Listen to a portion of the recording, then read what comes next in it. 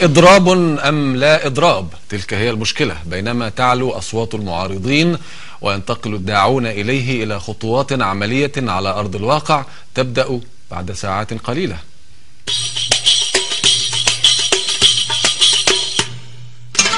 الليلة ثورة وبكرة ثورة وبعده ثورة وننتصر. الليلة ثورة وبكرة ثورة وبعده ثورة وننتصر. الليلة ثورة وبكرة ثورة وبعده ثورة وننتصر. الثورة آية هي البداية ومصر غاية وشعب مصر هينتصر.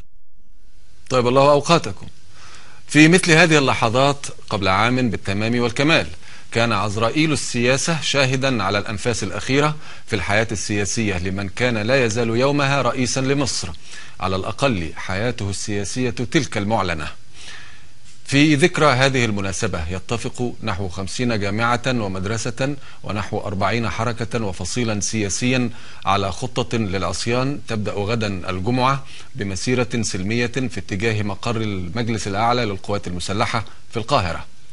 ووفقا للمنظمين سيبدأ التصعيد انتقالا من دعوة قطاعي التعليم والعمال في المرحلة الأولى للإضراب إلى دعوة القطاع المصرفي في المرحلة الثانية، ثم إذا لم يتحرك الموقف السياسي ينتقلون إلى المرحلة الثالثة بدعوة عمال النقل والمواصلات وعمال قناة السويس وعمال مترو الأنفاق كي يلتحقوا بالإضراب في ساعات محددة تسمح للحياة بالاستمرار.